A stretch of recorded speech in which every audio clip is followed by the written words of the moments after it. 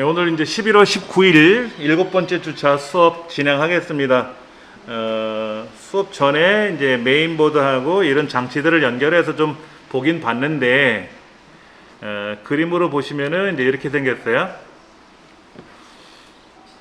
지금 보시는 모델 중에서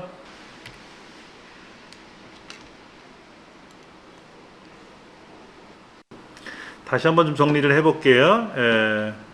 중앙연산 처리 장치라고 불리우는 우리가 흔히 말하는 CPU는 제어 기능, 연산 기능, 그리고 기억 기능이 있다라고 말씀을 드렸고요. 가장 중요한 거는 이 메모리예요. 이 메모리가 역할이 뭐냐면 현재 실행되는 프로그램들, 메모장, 그 다음에 제가 어떤 이런 PDF 파일을 불러드렸다든지, 그 다음에 제가 또 웹브라우저, 크롬 브라우저를 열어놨잖아요. 그렇죠? 이런 거라든지 이런 것들을 보여주는, 이게 기억돼야 보일 거 아닙니까? 그런 것들이 현재 작동되고 있다. 근데 우리가 이제 컴퓨터를 조립을 할 때 중요한 게 아까 메모리를 말씀하셨단 말이에요. 우리 저기 권수님께서 이거죠. 메모리 용량은 크면 클수록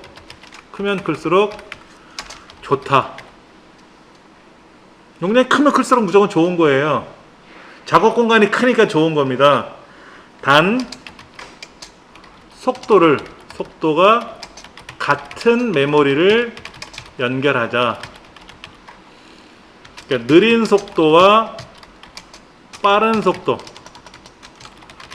속도의 메모리를 혼용하면 느린 속도에 맞춰서 작동된다. 왜냐면 메모리는 작업 공간이고 그 안에서 움직여야 되는데 느린 애가 빠른 속도에 맞출 수는 없잖아요. 이론적으로. 그러니까 빠른 애가 느린 거에 맞춰서 움직여줘야 돼요. 아깝잖아요. 그럼 빠른 애가. 예. 그냥 그거만 맞춰주면 좋고요. 성능 좋은 컴퓨터 만드는 방법은 다른 거 없지 않습니까? 바이러스 걸리면 안 되는 거고, 하드디스크 같은 경우에는 단편화 작업 때문에 고생을 한다고 하는데, 이것도 마찬가지로 SSD인 경우, 요즘은 대부분 SSD인 경우가 많기 때문에 자체적으로 처리해요. 우리가 여기서 이제 우리 컴퓨터를 이제 부품을 본다 그러면은 여기 SSD 있죠. 그렇죠? SSD. 아까 제가 가격 성능을 잠깐 보여드렸었는데, 여기 이런 말이 나와 있어요. 트림 지원, 개비지 콜렉션 기능. 이것이 뭐냐면, 아까 단편화 제거 작업을 한다는 뜻입니다. 그래서 트림이라는 거를 클릭해 보면 SS 사용하는 하나의 명령어인데, 요요 상태. 아까 쉬는 시간에 멈춰 있었잖아요. 이 컴퓨터들이요. 그렇죠. 그럼 자동으로 찌꺼기를 없애줘요. 그 다음에 개비지 컬렉션. 말 그대로 찌꺼기를 모으는 거예요. 흩어져 있는 데이터를 한쪽으로 모아주는 거죠. 그렇죠? 이거는 기계가 알아서 돌아가는 거기 때문에 이건 굳이 우리가 신경 안 써도 해결될 수 있는 문제니까 그렇게 하시면 되고요. 그 다음에 이제 과열 문제라든지 누전 문제라든지 멀티탭이라든지 이런 거 아까 말씀드린 대로 이거 했는데, 말 그대로 조심스러운 부분이 있죠. 전기는 외부로 함부로 만지면 위험하기 때문에 절대로 전기 갖고 장난치진 않아요. 과열이 나면 어떻게 될까요? 청소기 같은 거. 자, 멀티탭에다가 진공 청소기 연결하고 냉장고 연결하고 거기다가 스팀 대림이 연결하고 전자레인지 연결해서 막 동시에 작동하면 어떻게 돼요? 당연히 멀티탭 멈춰나가는 거예요. 컴퓨터가 고장이 나는 게 아니라 이 컴퓨터에 있는 이 양극 스위치 과전력 이것 때문에 멀티탭이 차단돼요. 멀티탭만 차단되는 게 아니라 잘못하면 방에 있는 그 계량기 옆에 안전기들이 떨어질 수 있어요. 그래서 분산시키게 됩니다. 전기는. 그러니까 예를 들어서 주방에 전자레인지 작동하고 있고 주방 쪽에 냉장고 돌아가고 있잖아요. 그렇죠? 그럼 주방에 있는 전기 말고 건너방에 있는 전기나 안방에 있는 전기를 연결해서 진공청소기를 돌려야 되고, 그 사용하지 않는 다른 곳에 있는 전기를 연결해서 스팀 대림질을 해야 되는 거예요. 그래야 전력이 분산되는 겁니다. 안 그러면 계량기 뚝 떨어져 버릴 수 있어요, 차단기가. 그런 것만 주의하시면 되는 거지, 전기를 잘못 써가지고 뭐 불이 나거나 그런 거는 요즘 주택에서는 거의 없잖아요. 그렇죠? 그런 것만 주의해 주시면 될 것 같고요. 그 다음에 성능 좋은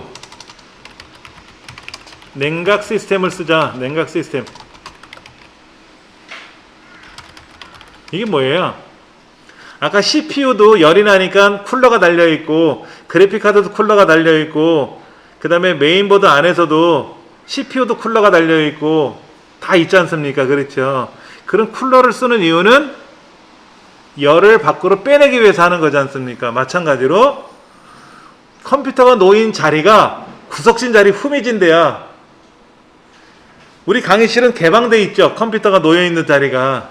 근데 어느 학교 같은 데 가보면요, 뒤에 꽉 닫혀있고 앞에도 문을 잠가놨어요, 학생들이 못 열게. 그럼 열이 그 안에 멈춰 있잖아요. 그럼 기계가 열받은 거예요. 아무리 좋은 냉각 시스템 사용해봤자 의미가 없죠. 그렇죠? 저처럼 뚜껑을 열어놓고 쓰면 먼지는 많이 들어간다고 했잖아요.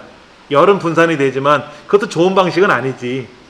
예, 자주 청소하고 이렇게 쓰면 되고, 그 다음에 컴퓨터를 조립한다거나 아니면 조립된 기존 제품을 살 때는 다 냉각 시스템이 돌아가게끔 맞춰서 판매를 하기 때문에 그렇게 걱정은 안 하셔도 된다. 예. 그러나 내가 직접 DIY 하려면 그런 쿨링 시스템 좋은 거를 써야 되는 거죠. 그 다음에 뭐 취급주의.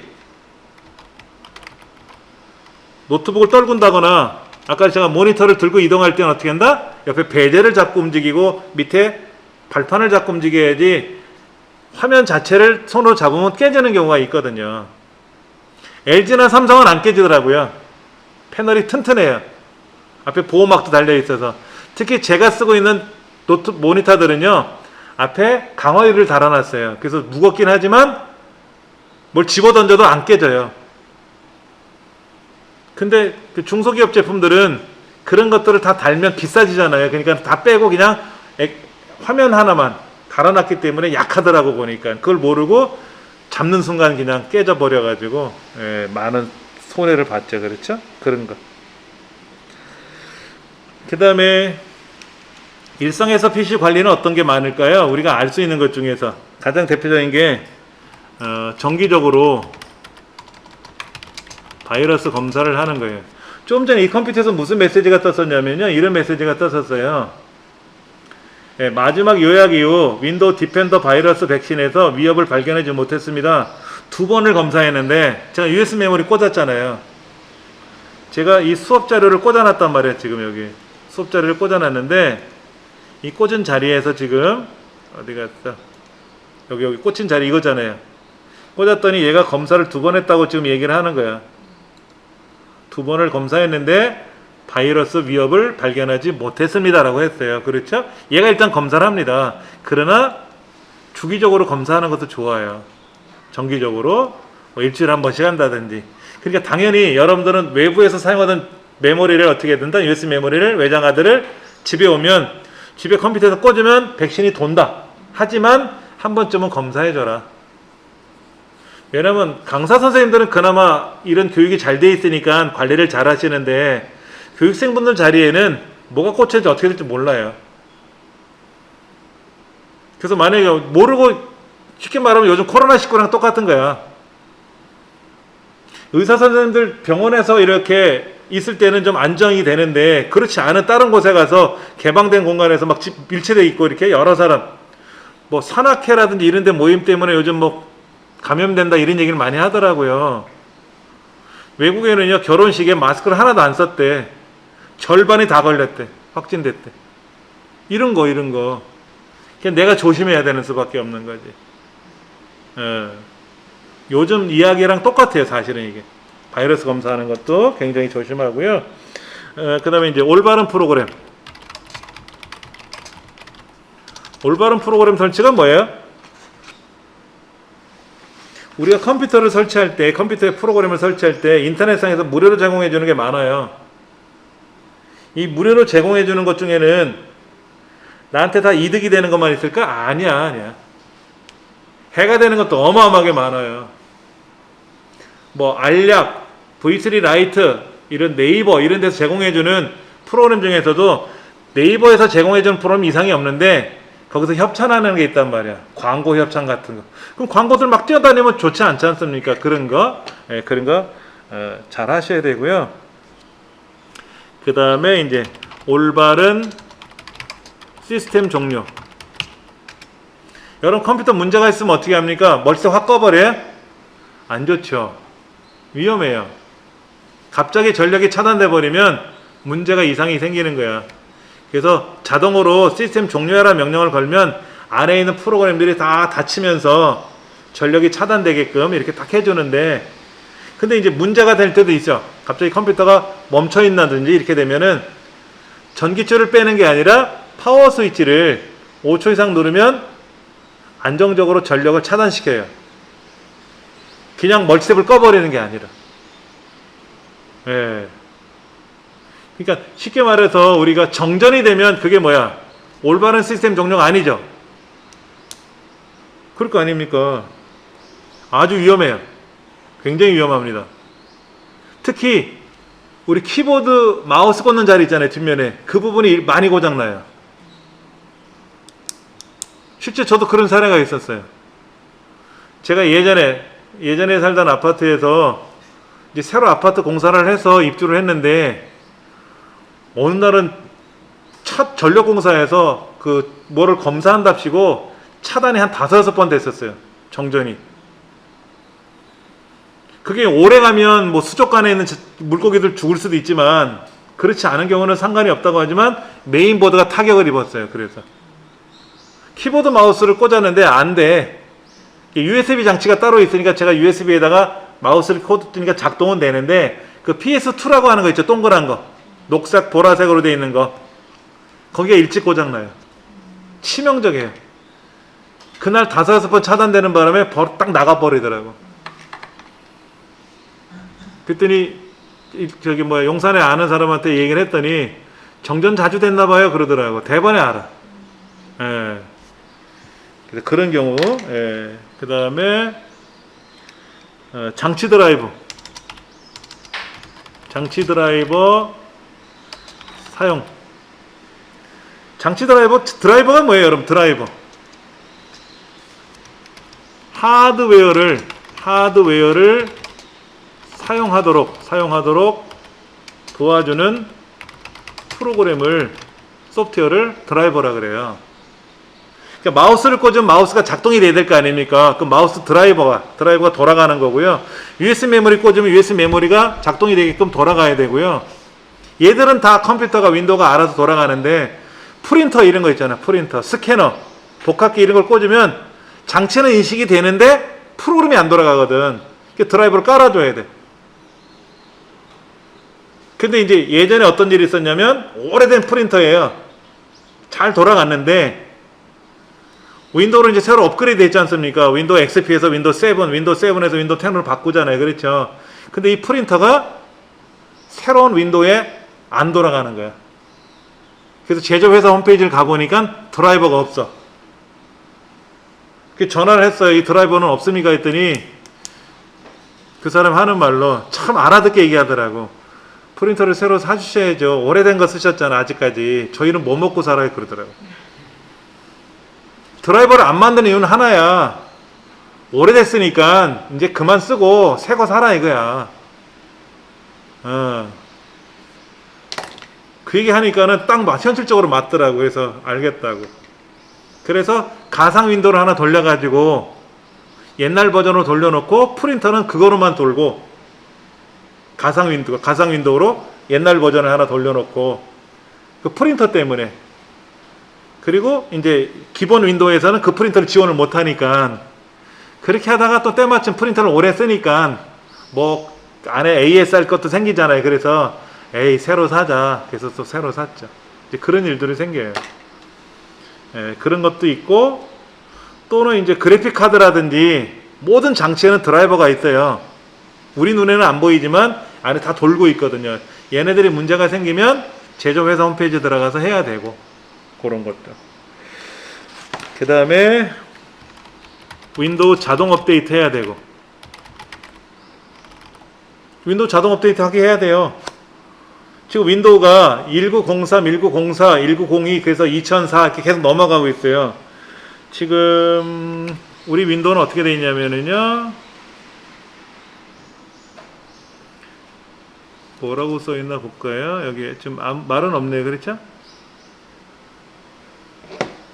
여기는 안 나와 있는데, 자, 시작 버튼 눌러서 설정에 들어가서 업데이트 및 보안에 가보면 여기 20H2 이거를 다운로드 해야 돼요. 새로운 윈도우 윈도우 10이 이제는 마지막 윈도우라 그랬거든요.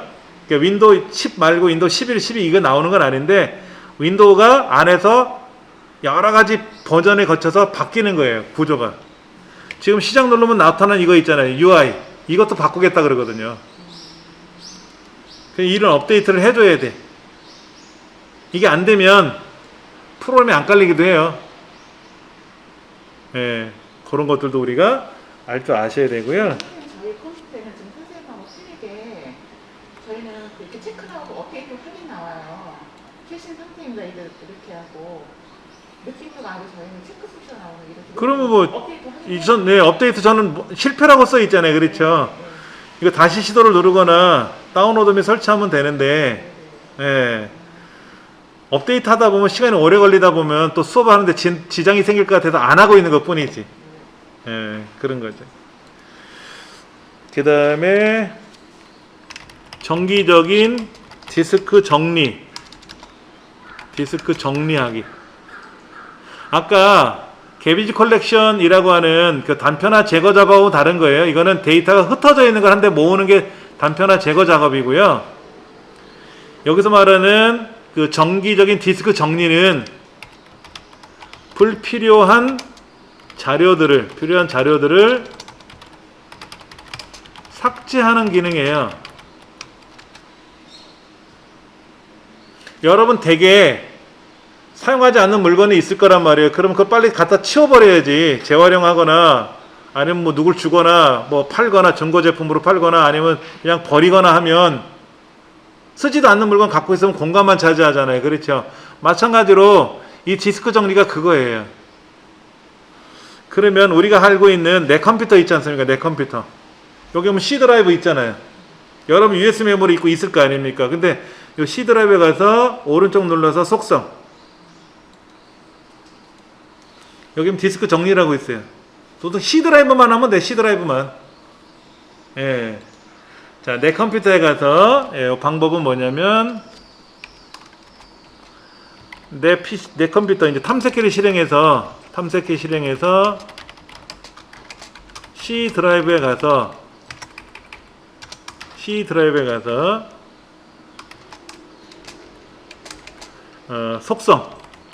속성은 어떻게 누르냐면 마우스 오른쪽 버튼 누르시면 돼요. 마우스 오른쪽 버튼 누르면 속성이라는 게 떠요. 오른쪽 끝에 속성. 그럼 가서 디스크 정리하시면 됩니다. 디스크 정리하면 이렇게 떠요. 뭐뭐 정리해 줄까? 이렇게. 그래서 그래라 라고 해서 하면 여기 지금 디스크 정리가 다 됐는데 다운로드 폴더 있잖아요. 우리가 알고 있는 이 다운로드 폴더 안에 뭐를 많이 받아놨네. 많이 받아놨잖아요. 이거요. 그렇죠. 이것도 지우면 2.11기가 지워지는 거야. 이런 게 공간을 너무 많이 차지하고 있는 거야. 이런 거. 이거는 제가 쓰는 거지만 나머지는 제가 쓰는 게 아니니까 제 마음대로 지울 수는 없죠. 그렇죠? 그래서 그거는 빼고 나머지 뭐 휴지통이라든지 이런 것들, 불필요한 것들은 여러분이 정리하라 그러면 안에서 청소도우미 아줌마가 와서 청소 싹 해주고 가는 거예요. 사용자 자료는 절대로 안 건드려요. 사용자는 절대로 안 거니까 여기 보니까 업데이트 정리 이런 거 있는데, 업데이트. 윈도우즈 업데이트 하다 말고 뭐 말았나 봐. 이런 거를 이제 여기서 딱 청소를 하면 편하게 공간을 많이 확보할 수가 있는 거죠. 그러니까 저희 집에도 보니까 많이 있어요. 특히 그 우리 아이들 어릴 적에 입었던 옷들 있잖아요. 근데 버리기가 좀 아깝지. 정서적으로 애들한테 물려줘도 좋은 옷들이니까 입을 수는 없지만 그런 거는 안 건드려. 내 장롱 속에 있는 거는 안 건드려. 컴퓨터는 뭐를 건드냐면은 아파트 현관문 열기 전에 봤더니 거기에 쓰레기가 쌓여 있어. 쓰레기통. 그 다음에 화장실에 쓰레기통이 있고 주방에도 음식물 쓰레기 받아놓은 거 있고 이런 것들은 버려야 될 것들이잖아요. 그렇죠? 그런 것만 싹 버리는 거야. 내가 사용하는 데이터는 절대로 건드리는 권한이 없어요. 걔를 지워라 라고 해도 지울 수가 없어요. 걔는 내가 지우는 거지. 내 컴퓨터 안에 있는 이런 자료들은 제가 가서 지우는 거지 이 컴퓨터가 알아서 지우는 그런 거 없어요. 걱정 안 하셔도 되고. 예.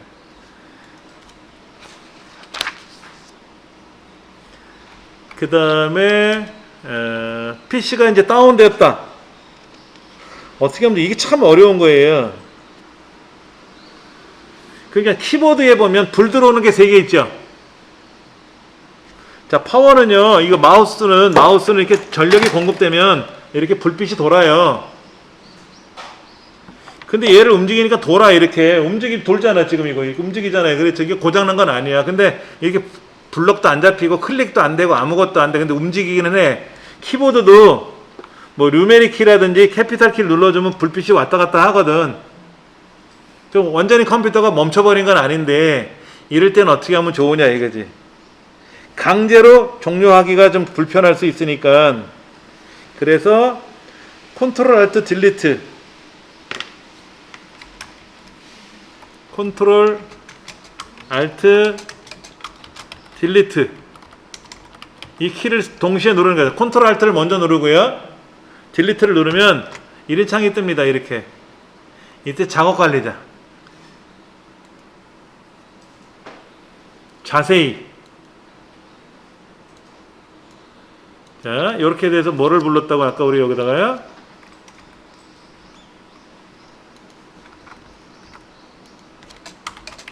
작업 관리자 창을 열었죠. 그렇죠. 그리고 거기에서 자세히 눌렀죠. 그렇죠. 그 다음에 작업 관리자를 호출할 때는 컨트롤 시프트 ESC 눌러도 돼요. 컨트롤 시프트 ESC 키를 눌러도 작업 관리자만 따로 호출할 수 있습니다. 지금 정상적인 거잖아요. 그러니까 컨트롤 시프트 ESC를 누르면 작업 관리자가 뜨는데 이게 평상시 같으면 되지만 멈췄다 라고 하면 안 떼요. 그때 컨트롤 알트 딜리트를 누르면 강제로 인창이 뜨거든요. 그래서 여기에서 오른쪽 끝에 시스템 종료를 하든지 아니면 작업 관리자에 갔다 봤더니 여기가 응답 없음 떴어. 응답 없음. 응답 없음 하고 뜰 때가 있단 말이에요. 그렇죠. 그럼 멈춰 있다는 거거든. 걔 때문에 안 움직이는 거야. 그럼 만약에 이 탐색기가 문제가 생겨서 응답 없음 떴으면 어떻게 하나 얘를 오른쪽 눌러서 작업 끝내기. 그래서 강제로 그렇게 할 수밖에 없다. 예.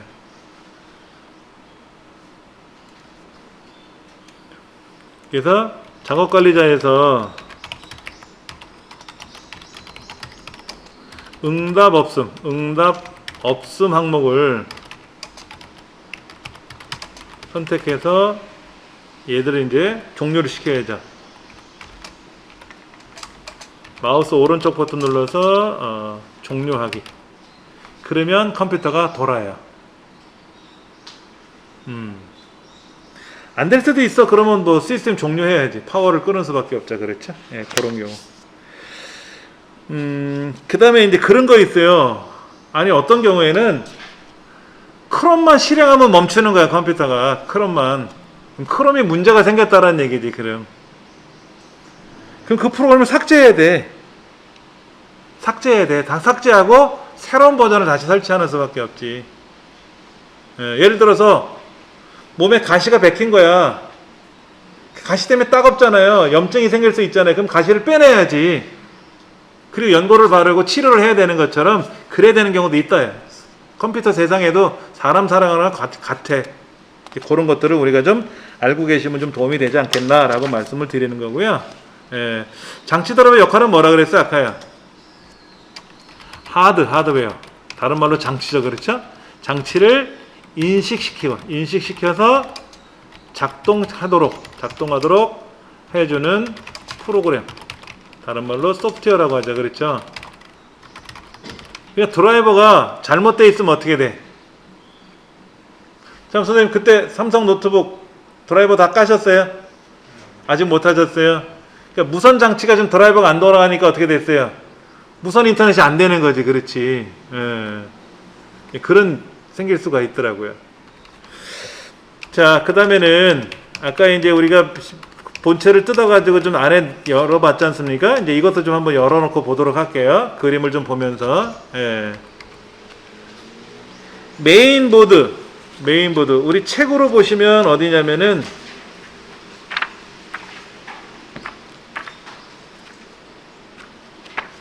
교재로 보실 분들은 어디 갔냐? 여기네. 107쪽 CPU 메인보드. 자, CPU와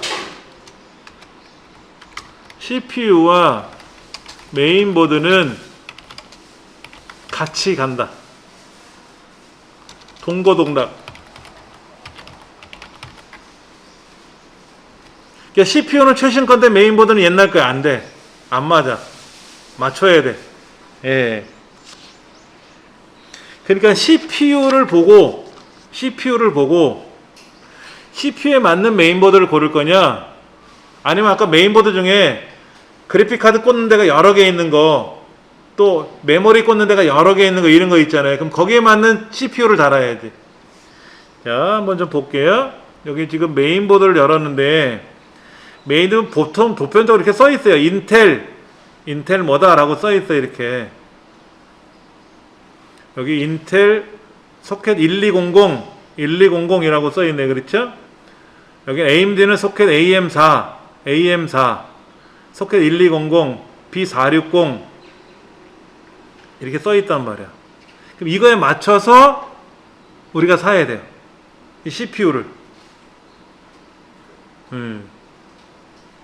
아까 보셨던 그 메인보드만 따로 보셨던 CPU 있었죠? CPU 쿨러 뺏겨놓은 거. 걔는 775예요. 775. 775개 접점이 있다고. 근데 1200이라고 써 있는 걸 봐서는 1200개 접점이 있다는 뜻인 것 같아. 이걸 눌러보면은, 자, 이렇게 8세, 이게 이제 10세대죠. 10세대. 여기 이제 꽂는 데가 이렇게 핀이 연결되어 있는 거예요. 요게 이제 몇 개다? 1200개로 되어 있다. 접점이 1200개. 옛날에 478, 775 이렇게 되어 있는데, 자, 근데 이제 보편적으로 쓰는 메인보드들이에요. 요 메인보드 같은 거죠. 그렇죠? 1200 똑같잖아요. 그러면 CPU를 살 때, CPU를 사서 여기다 꽂아도 되고, 여기다 꽂아도 되고, 여기다 꽂아도 돼. 근데 얘는 인텔 거잖아요. AMD 거잖아. 얘는 안 맞지. CPU가 다르지. 예. 자, 그러면 이 메인보드 중에서 비싼 걸 한번 볼게요. 비싼 거. 얘는 AMD 거예요. AMD 거. 안 맞아요. 얘는 소켓이 2066이에요. 아까 1200이라며. 안 맞지, 얘는. 이거. 2066이라고 써 있잖아요. 그렇죠? 자, 얘는 뭐 어떻게 생겼나 보세요. 얘는 메인보드 그림 이렇게 생겼어요. 여기 CPU 꽂는 데가 있고요. 메모리 꽂는 데가 8개야. 왼쪽에 4개, 오른쪽에 4개. 그럼 4개를 꽂던 8개를 꽂으면 4배로 빠른 거예요. 비싼 거죠. 그렇죠? 그 다음에 그래픽카드 꽂는 데가 하나, 둘, 세 군데가 있네. 그렇죠? 나머지는 어떻게 했어요? 다 감싸놨네. 대부분 다 공개돼 있었잖아요. 다 감싸놨어.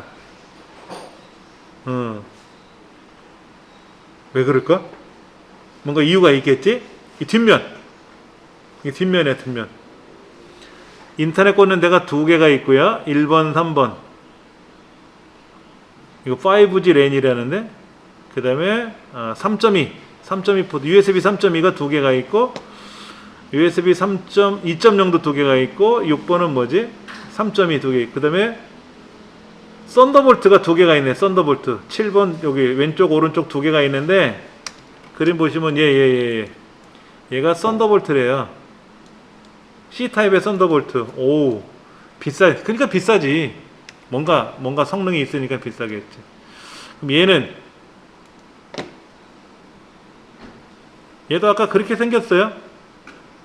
얘도 그렇게 생겼죠. 그렇죠? 메모리 꽂는 데가 왼쪽 오른쪽에 있고 옆에 이렇게 밑에 있고. 이거 보세요. 여기 비싼 거야. 그러면 2066이라는 소켓에 맞는 CPU를 사야 되겠죠. 그래야 될 거 아닙니까? 그러면 이제 여러분들이 CPU를 골라야 되잖아. 그럼 여기에서 인텔 거를 봐야 되겠지. 인텔 거 중에서 뭐를 봐야 될까? 소켓이 2066 이거라 그랬잖아요. 그렇죠? 2066이라는 소켓을 써야 되잖아요. 그렇지? 얘는 얼마인가 볼까요? 90만원, 70만원, 129만원, 82만원 이렇게 돼 있네. 그럼 얘를 사서 꽂으면 되는 거야. 그 메인보드는 얘가 맞는 거지. 보고 사셔야 되는 거예요. 얘는 코어가 10개야. 얘는 코어가 12개고 얘는 코어가 18개예요. 18기통. 자동차 중에 18기통이 있어요? 뭐 8기통, 10기통이라는 얘기는 들어봤는데 뭐 4기통, 6기통. 근데 18기통이라는 말이 없잖아. 이거는 18기통이야. 그러니까 비싸지, CPU가. 그 다음에 이런 CPU도 있지만 아까 제가 제온이라는 말씀 드렸었죠. 제온 CPU라는 말씀 드렸었잖아요. 그게 이제 인텔에서 나온 건데 인텔 제온 CPU가 따로 어디 있나 좀 찾아보면은 아무래도 제온 CPU는 비싸요. 서버용 CPU 제온 그렇죠? 얘는 코드가 4개 코드 4개죠? 4코어고 10코어고 얘는 싸잖아. 얘는 10코어니까 비싸잖아요. 그렇죠? 2011에 V3래 1151이고 이 코어가 소켓이 맞아야 메인보드 꽂을 거 아닙니까? 이거 맞는 거를 사요. 얘는 CPU만 300만원이 넘어.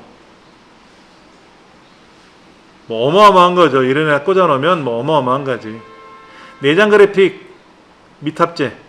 내장 그래픽이 없어요. 코어는 저기 이 제온 CPU는 그러니까 외장 그래픽을 꼭 꽂아야 되는 거지. 얘는 천하무적이야. 일당백은 하는 애니까 비싼 거죠. 이런 거는 이제 지금 안 판다 그러네. 보세요. 더 비싸네. 20코어래. 20코어. 3647이래요. 소켓이 3647이라는 말은 뭡니까? 연결 단자가 3647개가 있다는 거잖아요. 그러니까 다르지. 그럼 크겠지. 크기도. 메인보드 클 거 아닙니까? 그러면 여러분이 이제 여기다 메인보드를 다시 가서 이 메인보드를 본다 그러면 이 소켓 중에서 아까 3400 얼마야? 3647 이거? 요거에 맞는 메인보드는 이거야. 이거. 근데 좀 특이한 거 있다. CPU 꽂는 데가 2개야. CPU를 꽂는 데가 2개가 있다고. 사람의 머리가 둘 달린 거야. 사람은 그러면 위험하지만 컴퓨터는 2개를 달 수 있죠. CPU를 2개 단단 말이야. 슈퍼컴퓨터는 CPU를 25만 개 달아. 아까 그런 400만 원짜리를 25만 개를 단다고. 어마어마한 거죠. 이런 거를 쓰는 사람은 이것도 메인보다 크지. 일반 우리 케이스에 안 맞아요. 이거는 방석만 할까요? 방석 커요 이건. 그래서 CPU 2개 달아야 되고 보세요. 하드 다는 거 어마어마하게 많이 달죠. 예. 인터넷 꽂는 데가 3군데나 보이네. 자, 여기 인터넷 2개 연결하고 여기 그래픽 카드도 달 수 있고 여기 메모리 꽂는 데가 여기도 있고 뭐 밑에도 있고 여기도 있고 뭐 되게 복잡해요. 그렇죠? 이렇게 복잡해. SATA 하드 10개 달 수 있어요. 10개. 이거 개인이 쓸라? 이거 쓸 일이 없죠. 그렇죠? 개인이 이런 식으로 사서 쓸 필요가 없지 않습니까? 이거는 주로 서버용이지, 서버용. 그러니까 네이버 컴퓨터들은 이런 거를 쓰는 거죠. 네이버나 구글이나 이런 컴퓨터들은 다 저걸 쓰는 거죠. 예. 그러니까 메인보드는 여러분들이 고르실 때 오버클럭이라는 게 있어. 오버클럭. 얘가 할 수 있는 역할이 100에서 200까지를 보통 쓰는데 300을 치면 채찍을 후리면 얘가 막 빨리 달리나 봐. 그럼 오버클럭이라 그래요. 오버클럭이 지원되느냐? 이거 확인해 봐야 돼요. 오버클럭이 지원이 안 되는 메인보드를 사가지고 오버클럭을 시키면 어떻게 된다? 타버리지, 잘못하면. CPU도 오버클럭이 되는 애가 있고 안 되는 애가 있대요. 메모리도 오버클럭이 되는 애가 있고 안 되는 애가 있고. 제가 쓰는 노트북은 오버클럭이 지원되는 메인보드예요. CPU도 그렇고 메모리도 그렇고 오버클럭이 되는 거를 전 샀어요. 그래서 평상시에는 그냥 우리가 고속도로 달릴 때 시속 80km, 100km 가면 되잖아요. 그렇죠? 그렇게 가는 거예요. 근데 급한 일이 생기면 시속 200km로 그냥 확 경주용 차량처럼 바꿔서 갈 수 있다고. 명령을 하면 바뀌는 거예요. 예. 그걸 견뎌야지. 차량이 견뎌야지. 빨리 달리면 못 견딜 수 있잖아요. 그러니까 그런 거. 그것도 우리가 생각해 봐야 되고. 그 다음에 이제, CPU 제조회사, 인텔이냐, AMD냐, 이걸 골라야지. 인텔 거를 쓸 거야, AMD 거를 쓸 거야, 뭐 이런 거. 그 다음에 이제 확장성. 아까 그랬죠. 그래픽. 외장 그래픽 장치의 연결수. 아까 이런 거 있었죠. 3개를 다느냐, 2개를 다느냐, 1개만 다느냐. 이게 많으면 많을수록 좋은 거지. 비싸고. 그 다음에 또 뭐가 있어요? 아까 그 SATA 포트 수. 아까 10개라며. 보통은 4개인데. 일반적인 메인보드는 4개나 6개예요. 근데 우리 4개씩 안 쓰잖아. C 드라이브, D 드라이브 2개만 쓰면 끝이잖아요. 그렇죠? 2개만 되는 거를 사기에는 너무 그렇고, 보통 4개짜리 팔아요. 4개짜리. 우리 메인보드에 가면, 이런 거 말고, 이거는 지금 너무 제가 이상한 걸 쳐다봐서 그런 거고요. 일반적인 메인보드 여기 10만원짜리, 9만원짜리 이런 거 있잖아요. 여기 보면, SATA가 6개래요. 6개. SATA 포트 6개래. 6개면 되지 않아요? 안에 하드를 6개를 단다고. SSD를 6개. 얘도 6개. 근데 이제 이것도 있지. 아까 M2.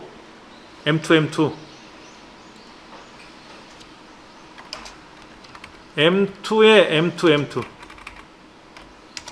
M2 개수. M2 개수도 확인해 봐야 돼요. M2가 아까 SATA 포트로 연결해주는 SSD보다 빠른 게 M2라 그랬지 않습니까? 한번 보여드릴게요. M2는 어떻게 생겼냐면 이렇게 생겼어요. 이게 얘를 꽂을 수 있는 장치가 있어야 된단 말이야. 얘를 꽂을 수 있는 장치가 여기는 2개라고 써 있고요. 얘는 1개라고 써 있고요. 얘는 2개라고 써 있고요. 여기 2개라고 돼 있죠. 그렇죠? 그러니까 좀 저렴하면 얘는 뭐라고 되어 있나 볼까요? M2가 말이 없는데? 얘는 M2가 지원이 안 되나는가 봐. 그 이것보다는 아까 10만원짜리 얘는 M2가 2개 연결된다 그랬잖아요. 그렇죠? 그럼 여기다가 M2용 SSD를 달면 빠르게 가는 거고, 얘는 뭐다? 쉽게 말해서 여러분 영상 나갔는데 견적을 봤어. 그냥 집에서 인터넷하고 문서 작성할 거예요. 그러면 메인보드 이거면 돼. 이것도 철철 넘쳐. 우리 큰애 거 해줄 때 6만 5천원짜리 해줬어요. 메인보드 6만 5천원짜리. 그때는 M2가 없었어요. M2라는 장치가 연결이 안 되던 시절이었어요. 지금은 M2를 쓸 거냐 안 할 거냐. 근데 M2를 내가 염두에 두지 않고 샀어. 이거를 샀어. 저렴하게 샀단 말이야. 근데 M2를 달아야 된다? 못 달지. 얘는 못 달잖아요. M2 연결한 단자가 없으니까. 얘는 M2 단자가 2개가 있으니까 얘를 달 수가 있지만 얘는 달 수가 없지 않습니까? 얘는 못 달잖아요. 아, 이런 애들은 가격이 비싼 애들은 당연히 달지. M2 2개 이렇게 다 있잖아. 있잖아요. 여기 얘는 어떻게 된가 볼까요? M2 하나 있다. 이건 AMD 거네. AMD 거라도 되고요. 7만원짜리 이건 인텔 건데 얘는 M2 있다. M2 달려 있잖아요. 여기 꽂을 새가 있잖아요. 이렇게. 그렇죠? 이렇게 2개가 있느냐 아니면 1개가 있느냐. 그건데 얘는 1개 있대. 그럼 이 메인보드 사면 저렴하게 쓸 수 있는 거죠. 메모리 64기가까지 지원되는 거니까. 우리 보통 16기가 달면 아주 좋아요. 8기가 이상이면 되는데 16기가면 천하무적이지. 64기가까지 지원되는데. 예, 그런 거를 보고 우리가 조립을 하고 하는 거예요. 그 다음에 코어 클럭 스피드라는 게 있는데, 예, 그러니까 코어라는 게 심장이에요. 심장. 코어가 심장이라서 심장이 튼튼해야 일을 잘하죠. 그렇죠. 요즘은요, 그러니까 이제 i5, i3, i5, i7, i9 중에서 i5 이상이면 대부분 쿼드 코어 이상이 된다 이거죠. i3은 쿼드 코어가 아닐 수 있어요. i3도 좋아요. 전혀 지장이 없습니다. 그러나 i3은 CPU가 약해. 약간은. 그래서 난이도가 높은 작업 같은 거, 영상 편집 같은 거 하려고 그러면 좀 버거워할 수가 있으니까 i5 정도, i5 이상이면 돼. 그렇게 해서 여러분 보시면 되고요. 그 다음에 코드 CPU 그 코어가 많을수록 비싸지. 사실은 비싸니까 높은 돈을 들여서 내가 하는 업무는 보편적인 업무를 하면 너무 아깝잖아요. 예를 들어 덤프트럭 샀어. 큰 화물용 덤프트럭 샀는데 그거를 우유 배달한다고 생각해봐. 오토바이 사가지고 우유 배달할 수 있잖아요. 그렇죠. 근데 그 큰 덤프트럭을 사가지고 우유 배달한다 그러면 너무 아깝잖아. 그렇죠. 그거는 이삿짐용으로도 아니잖아. 뭐 공사장에 있는 뭐 그런 막 무지몽매한 것들 그런 거 실어서 막 채로 나를 때 좋은 거지. 그렇지. 많이 실을 수 있다는 장점도 있지만 무거운 거 실을 수 있잖아요. 그렇죠. 그러니까 그런 거를 사는 사람은 뭐야? CPU 중에서도 i9 같은 거 이런 거는 덤프트럭 같은 힘을 갖고 있단 말이야. 이런 거를 사야 영상 편집이나 게임 같은 거를 아주 잘 돌아가게끔 할 수가 있는 거죠. 우리 가정에서는 i5 이상이면 충분해요. 예. 인텔 거냐? 제조사는 인텔이냐 AMD 두 개가 있다 그랬죠? 인텔. 그 다음에 이제 AMD. 인텔은 여러분 많이 들어보셨죠? 꽤 오래됐습니다. 예전에 우리 이런 말 들어보셨죠? 80286, 80386 이런 거 들어보셨어요? 80486 뭐 이런 거? 그 이전에 또 뭐가 있냐면 8086, 8088, 그 전에는 또 8000, 그 전에 또 4000 이런 게 있었겠지. 그러니까 숫자가 계속 증가되는 거죠. 그렇죠. 그러다가 이제 80, 486 갔다가 여기에서 이제 80, 586 갔는데 이제 얘가 문제가 생긴 거였죠. 누가 쓰고 있어서 586을. 그래서 이제 법원에 이제 제소했다가 인텔이 욕먹었죠.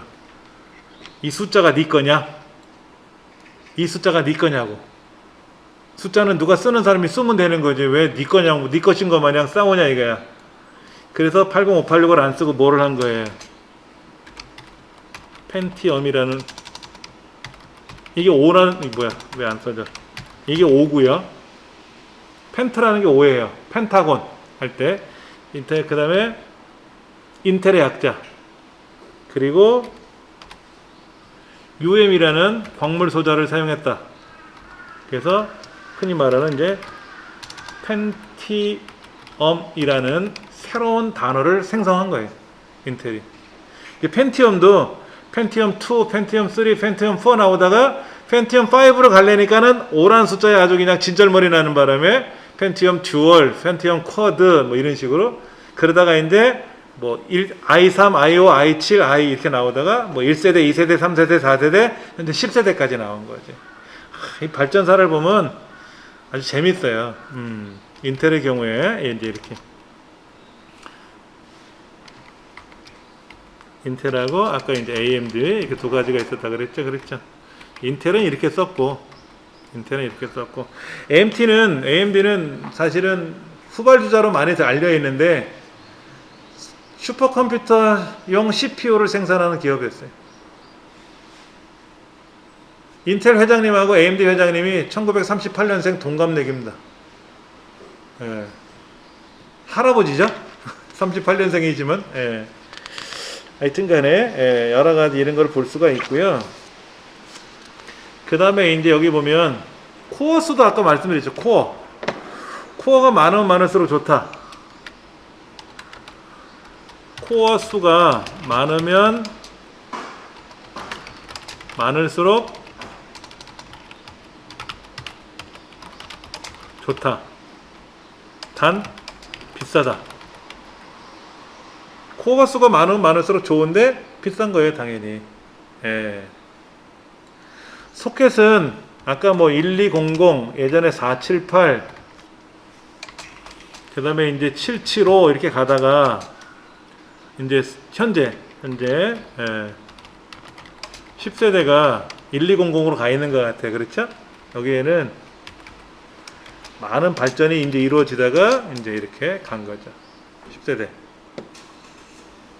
접점수라 그랬죠? 접점수. 과거에는 이제 핀이 달려 있다가 핀을 제거했다 그랬죠? 이제 그런 것도 우리가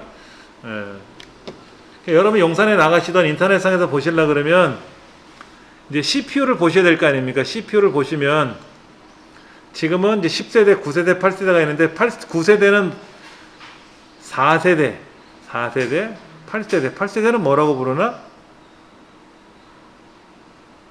8세대 이름이 있어요. 9세대, 이 세대가 올라가면 올라갈수록 이 이름을 커피레이크라고 부르는 거죠. 커피레이크. 예. 9세대는 뭐라고 부르는가 볼까요? 커피레이크 R이라고 되어 있는데 커피레이크 R. 10세대는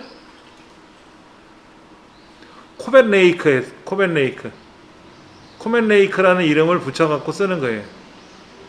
자, 다시 보세요. 지금 9세대는요, 소켓이 얼마나냐면 1151이에요. 1151. 그런데 8세대는 얼마인가 볼까요? 8세대 1151. 그러니까 8세대하고 9세대하고 CPU가 소켓이 똑같아요. 그러니까 메인보드를 내가 8세대를 꽂아놨는데 9세대 CPU가 나오면 CPU를 꺼내서 9세대로 교체가 가능한 거지. 메인보드가 지원을 해주니까. 근데 10세대 CPU를 샀단 말이야. 근데 코어 1200이지 않습니까? 그럼 어떻게 해? 메인보드랑 안 맞지. 9세대 메인보드랑 10세대 CPU랑 안 맞는 거야. 자, 하나 정리해보면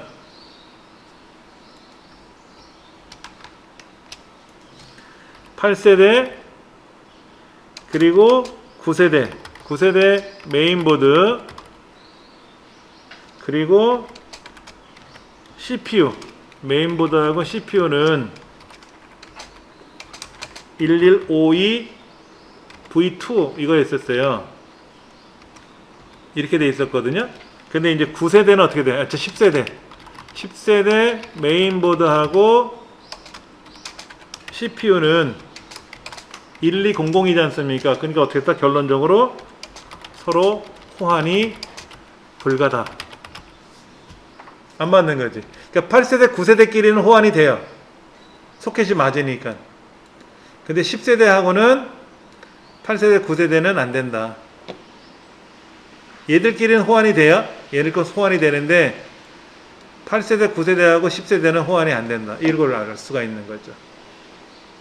그런 거를 우리가 좀 아시면 잘 몰라도 이런 게 있다더라. 대략 대략 기억만 하시다가 용산에 나가시던 아니면 하이마트나 이런 데 매장에 가서 컴퓨터 적혀있는 카talog을 볼 거 아닙니까? 카탈로그에 적혀있을 거 아니에요. 얘는 10세대라더라. 근데 여러분 하이마트나 이런 데 가면 정확하게 명시가 안 돼 있어요. 자, 얘는 CPU에 대한 메인보드는 이 소켓이 명시가 돼 있지 않습니까? 그럼 보세요. 노트북 들어가 볼게요. 여러분 노트북을 하나 사려고 LG 걸 하나 샀어. 근데 이게 i5 10세대잖아요. 코드코어예요.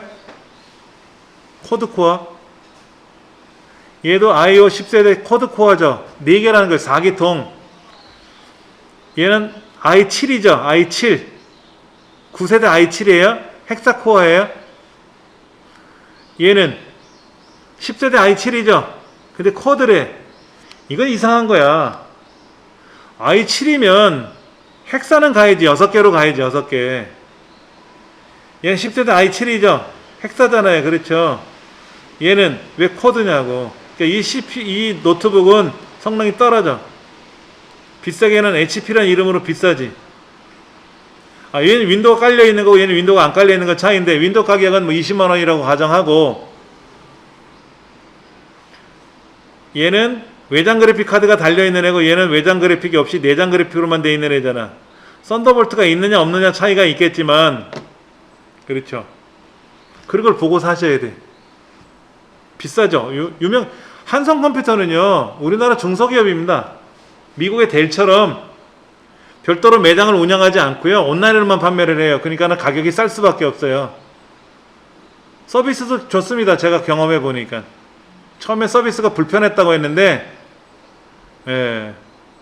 제가 마우스가 문제가 생겨서 갔더니 거기에 뭐 노트북 사용자 여러 사용자들이 와서 서비스를 하는데, 슬며시 물어봤더니 불편함이 없대요. 저도 가서 몇 개 놨는데 바로 뭐 그냥 마우스야. 불량이 생기면 새로 교체해 줄 테고, 여차하면 안에 뜯어서 뭐 수리하는 건 어려운 건 아닐 텐데 금방금방 서비스를 해주더라고요. 자, 그런데 보통 우리가 CPU 봤을 때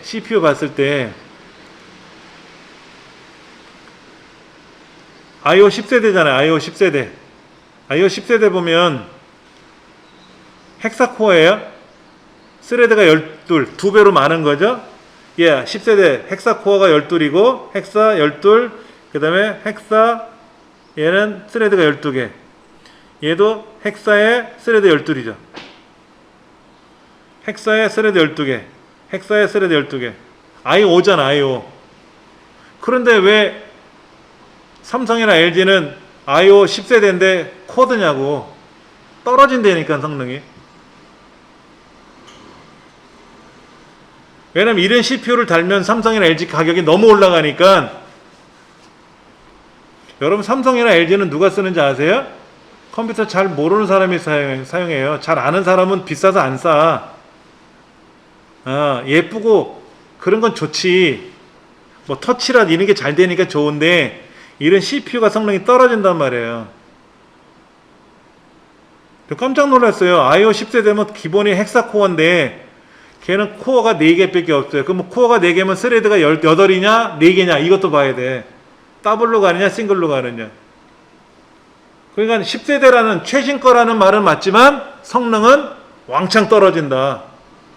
현실적으로 봤을 때 떨어진다. 삼성이나 LG 제품을 제가 비하하는 게 아닙니다. 비싸기 때문에 그렇게 못하는 거예요. 그러면 삼성이나 LG는 인텔에다가 공급을 받으면 되지. 이 비싼 거 말고 좀 저렴하게 좀 해주쇼. 선생님, CPU 질문이 있는데요. 노트북 CPU랑 데스크톱 CPU가 다른 거 달라요. 제 노트북의 CPU는 보니까 삭발 보고 U인데 단화화에 없는데 선생님. 앞에 펜티엄이 붙어 있는 것 같아요. 노트북용 CPU하고 데스크탑용 CPU하고 달라요. 그리고 노트북용은 교체가 불가능합니다. 아예 쉽게 말해서 용접돼서 나온다고 보시면 돼요. 그래서 용산에 있는 전문가들이 CPU를 거기 이제 몰딩되어 있는 걸 다 분해해가지고 교체해 봤는데 안 된대요. 노트북은 그게 안 된대요. 데스크탑용은 이거 다 데스크탑용이니까 얘는 사면 이렇게 CPU 박스 안에 CPU 요만한 거 들어있고 쿨러가 들어가 있어요. 이 세트입니다, 다. 그럼 얘를 꽂고 위에다 쿨러 붙이면 돼요.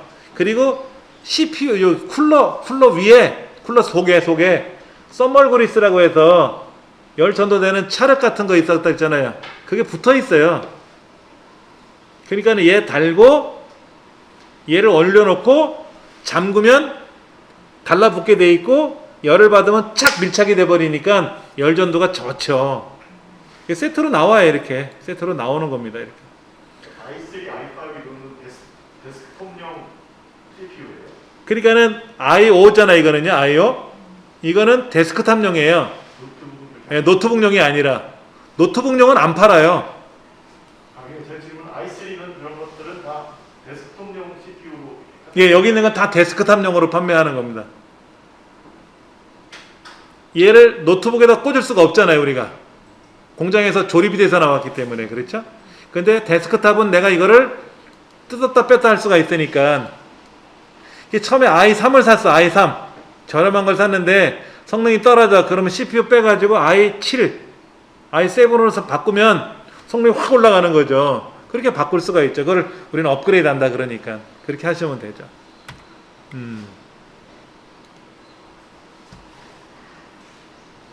그 다음에 이제 메인보드는 노트북용 메인보드 따로 파는 게 아니잖아요. 다 데스크탑용이지 않습니까? 근데 이제 그래픽카드도 노트북용 그래픽카드는 따로 안 팔아요. 노트북에 그래픽카드가 탑재된 걸 사는 거지. 근데 메모리는 달라요.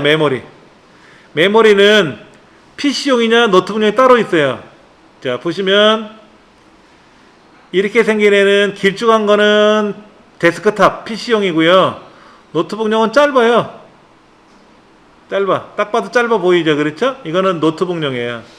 달라요. 노트북은 내가 뜯어서 꽂으면 돼요.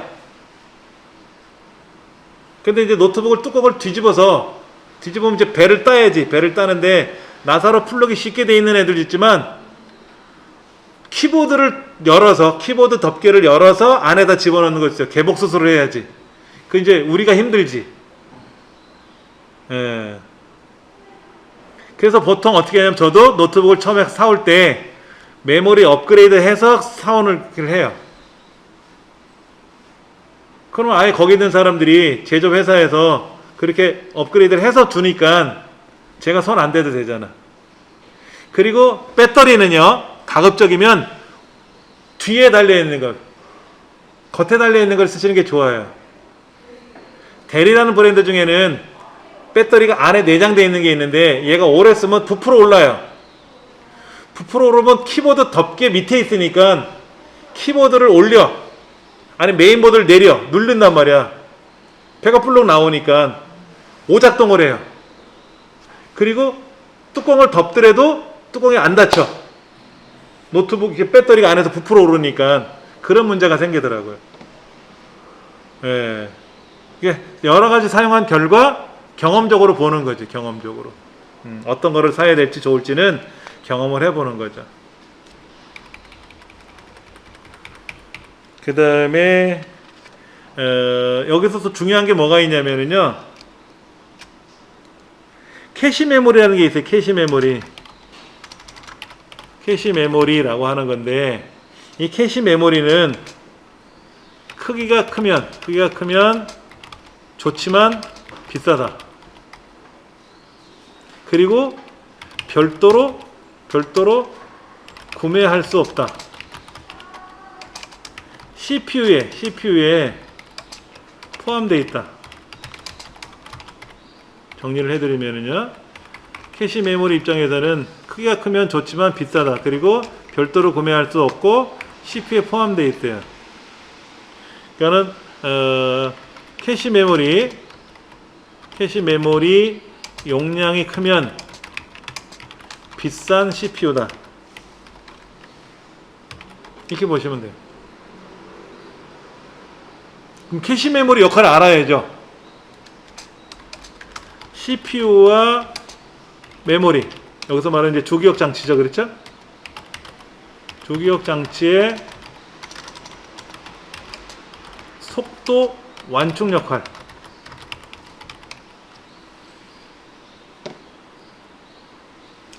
CPU와 메모리, 주기억 장치의 속도 완충 역할을 해주는 게 캐시 메모리입니다. 여러분 CPU가 빨라요? 메모리가 빨라요?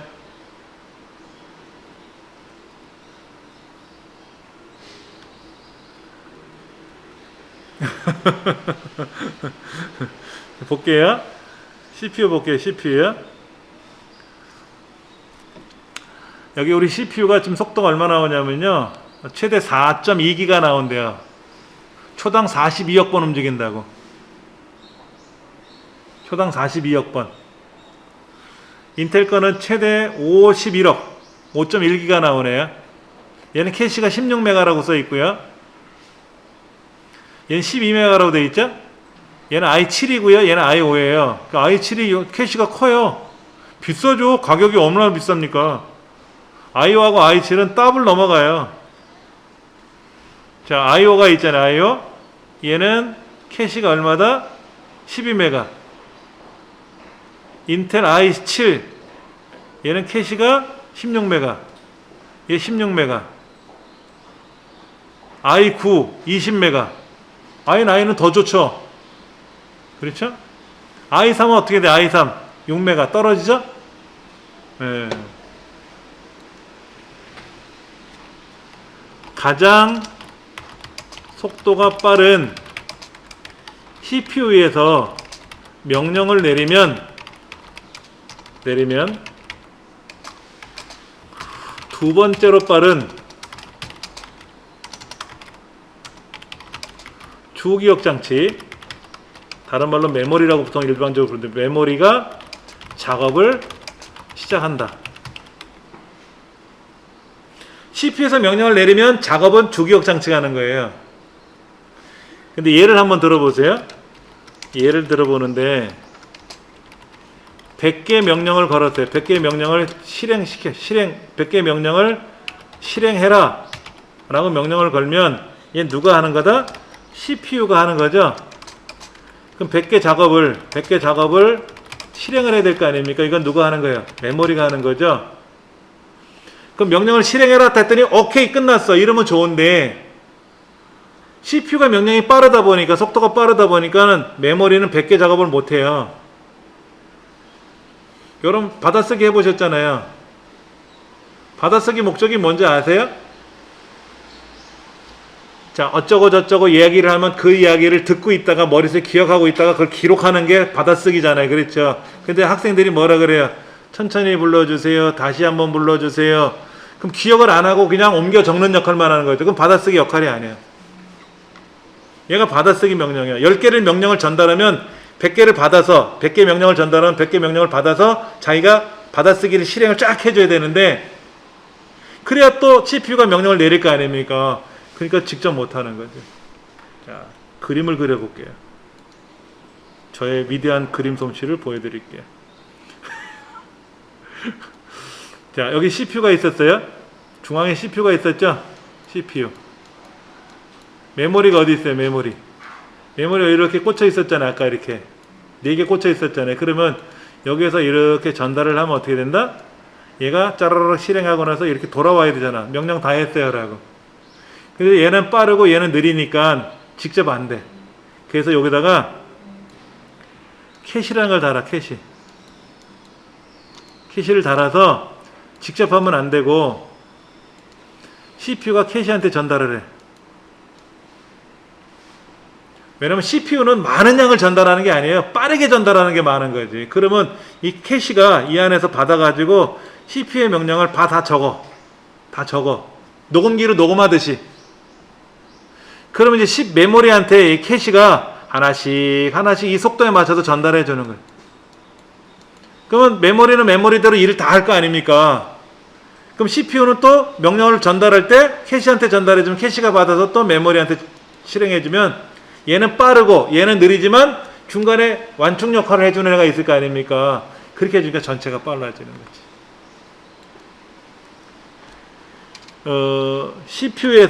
CPU에서 직접 메모리로 전달하는 것이 아니라 캐시 메모리. 예.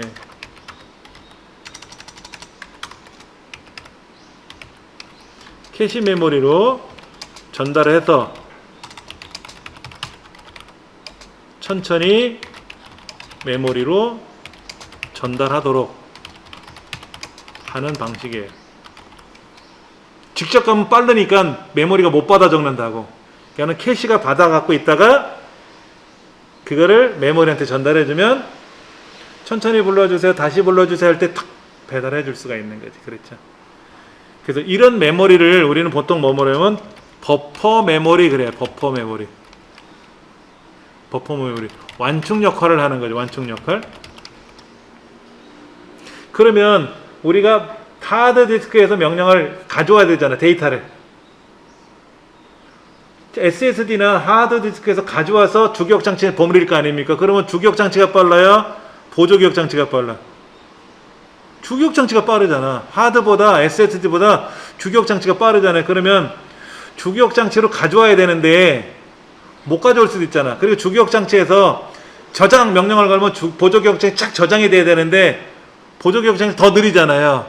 그러니까는 하드디스크 같은 걸 우리가 살 때도 여기 하드 같은 걸 살 때도 보면은 이 안에 뭐가 적혀 있냐면 캐시 메모리가 64메가, 얘는 128메가, 64메가 이렇게 적혀 있어요.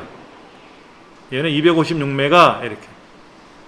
캐시 역할이 다 있어요. 기억 장치마다. 이런 캐시가 용량이 크면 좋은 거야. 대신에 좀 비싸겠지만 다 그렇게 있어요. 그러니까는 주기억 장치에서 보조기억 장치로 갈 때 여기도 캐시가 존재해서 주기억에서 보조기억 장치, 보조기억에서 주기억 장치로 왔다리 갔다리 하는 거예요. 아까 CPU하고 주기억 장치에도 그 캐시 메모리에 달려 있는 것처럼.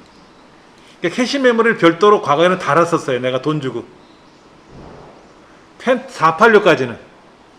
근데 펜티움 넘어가면서 인텔이 캐시를 CPU에다 달아버렸어요.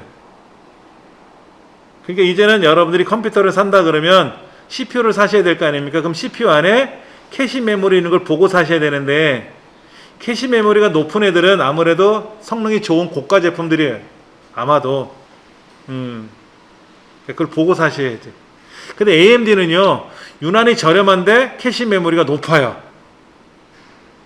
그래서 PC방 컴퓨터들은 대부분이 AMD를 써요. AMD가 그래픽하고도 잘 돌아가거든. 그 다음에 강의실 컴퓨터는 가급적이면 인텔보다 AMD를 조립하면 싸지. 근데 이제 잘 모르니까 일반 우리 컴퓨터 강의실은 AMD 그러면 AMD가 뭐야? 야 이거 짝퉁 아니야? 인텔인데 컴퓨터는? 라고 생각하실 것 같아서 일반 컴퓨터 강의실은 인텔 거를 사용하지만 PC방에 오는 사람들은 AMD, 인텔 다 알거든요. 굳이 인텔 걸 뭐하러 사? 비싸기만 하지. AMD를 사서 성능을 높이는 게 더 낫다 이거지. 그래서 많이 그렇게 하더라 하는 거죠. 그런 것까지도 우리가 생각하면 굉장히 어려워요. 사실은 이런 거 다 알려면 어려운데 요 정도만 아셔도 우리가 이제 속된 말로 주워 들은 게 많으면 어디 가서 말을 하더라도 알아듣기가 쉽지. 근데 섣불리 아는 체 하면 안 돼요. 용산에 가서는. 그 사람들은 박사들이잖아. 이 기계 박사들인데 거기서 대충 아는 체 갔다가는 그냥 거기서 흑역사가 시작되는 걸 수도 있어요. 그렇다고 너무 모른 척 하지 마시고. 그러니까 저는 용산에 가면 그런 거예요.